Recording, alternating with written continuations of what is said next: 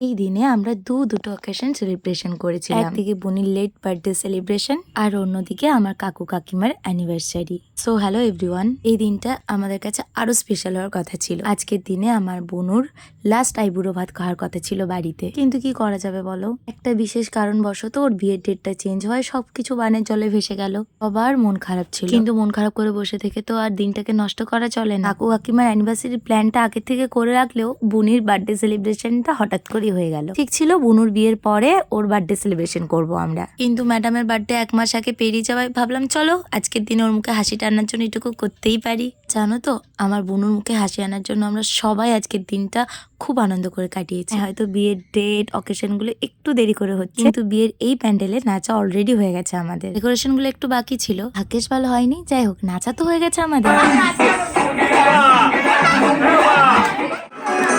মাঝে যা